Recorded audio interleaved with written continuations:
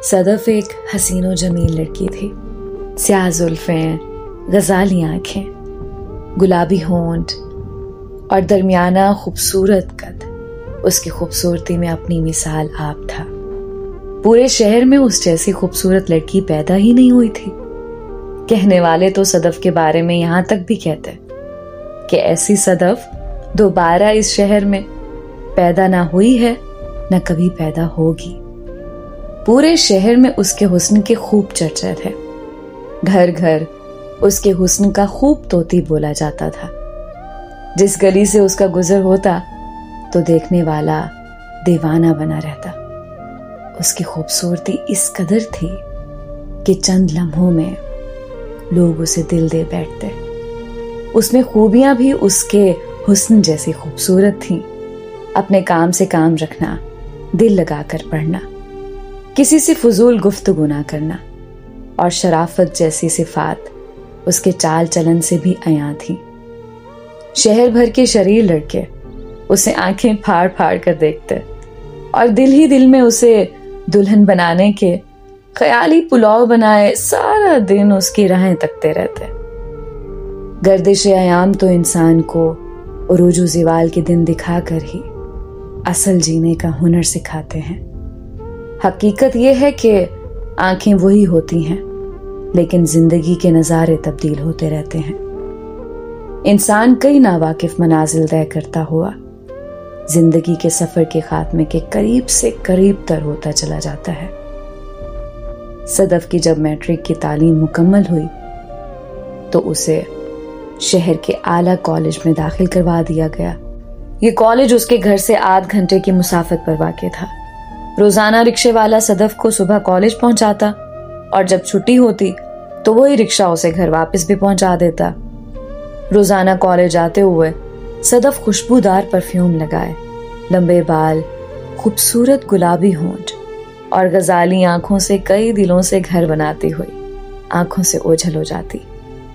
सदफ के घर वाली गली से आगे 2 गलियां छोड़कर तीसरी गली में आमिर नामी लड़के का घर था, जो कि सदफ का पड़ोसी था। वो सदफ का हम उम्र भी था। आमिर के अयाम तिफली भी सदफ और दीगर बच्चों के साथ उन्हीं गलियों में गुजरे थे। एक मोहल्ले में रहते हुए एक दूसरे की खुशी या गमी के मौके पर एक दूसरे के घर आते जाते थे। आमिर रोजाना गली के कोने पर बैठा बड़ी दिल जमी से सदफ की तरफ देखता रहता। वो इस कदर मोहब्बत में गिरफ्तार हुआ कि वो सचमुच हालत मजनू में डूबा रहता और रोजाना सुबह सवेरे सदफ का दीदार करते हुए वो सदफ से इशारों में बात करने की कोशिशें तो बहुत करता, लेकिन सदफ उसके इशारों को ना समझ पाती, क्योंकि सदफ एक शरीफ घराने में पैदा हुई थी।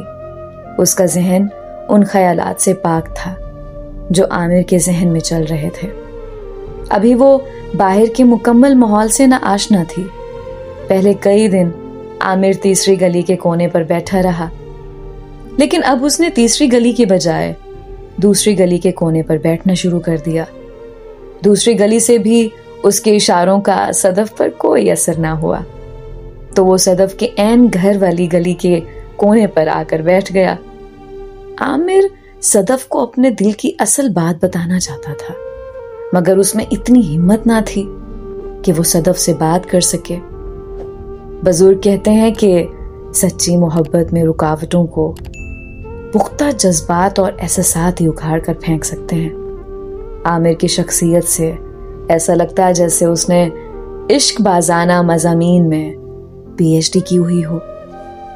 एक रात आमिर ने अपनी उस डायरी से एक कागज निकाला, जिस डायरी के अंदर उसने सदफ की याद में बेशुमार अशार लिखे थे। अब के हम बिछड़े तो शायद कभी ख्वाबों में मिले, जिस तरह सूखे हुए फूल किताबों में मिले। उसकी याद आई है सांसों, जरा आहिस्ता चलो, धड़कनों से भी इबादत में खलल पड़ता है। अब वो सोचने लगा, लिखूं तो क्या लिखूं, कहां से शुरू करूं।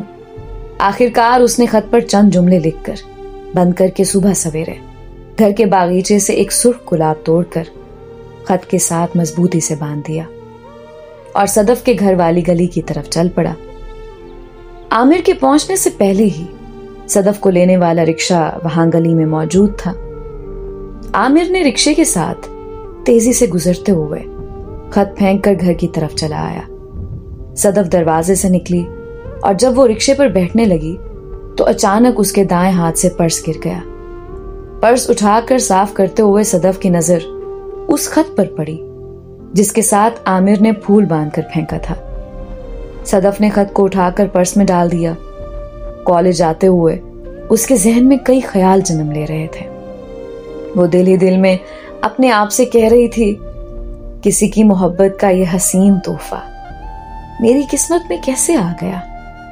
वो बार बार खत को खोलना चाह रही थी, मगर वो ये भी सोच रही थी कि रिक्शे वाले अंकल ने देख लिया तो क्या होगा।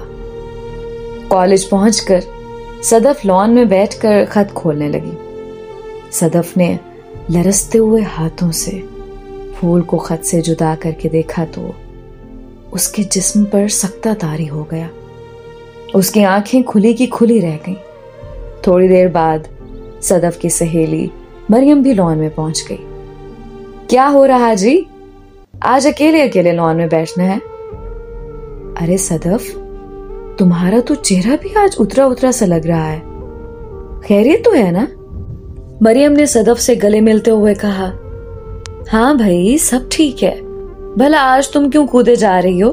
सदफ ने कहा। मरियम ने दोबारा सदफ को मुखातिब करते हुए कहा, दाल में जरूर कुछ काला है, बताओ ना। क्या बताऊं? तुमको बताया तो तुम्हें तो मजाक उड़ाने का बहाना मिल जाएगा। अच्छा वादा करो, तुम मजाक नहीं उड़ाओगी। अच्छा मैं बताती हूं, सदफ ने पर्स से खत निकालते हुए कहा। मरियम कहने लगी, अरे पगली, पहले कभी मैंने तुम्हारे साथ ज्यादती की है? ऐसी कौन सी बात है कि आज हलफ बर्दारियां हो रही हैं? सदफ ने खत निकालकर मरियम को दिखाते हुए सारी दास्तान सुना दी। मरियम के पांव से भी जमीन निकल गई। उसने हैरानी से तंजिया अंदाज में कहा, अच्छा, अब तुम्हें भी किसी शहजादे ने आखिर पसंद कर ही लिया। यकीनन आपका कोई पड़ोसी होगा। सदफ तो आमिर को अच्छी तरह जानती थी और वाकई आमिर उसका पड़ोसी था। सारा दिन वो दौराने क्लासेस भी यही सोचती रही। कॉलेज से घर आते हुए भी वो इन ख्यालात से ना निकल पाई। सदफ जैसे ही गली में उतरी तो उसे आमिर गली में घूमता दिखाई दिया तो उसका शक यकीन में बदल गया। आमिर की तरफ गुस्से से देखकर सदफ घर चली गई। आमिर समझ गया कि मेरे दिल का पैगाम सदफ तक पहुंच गया। वो पागलों की तरह रक्स करने लगा। उसकी खुशी की इंतहा न रही।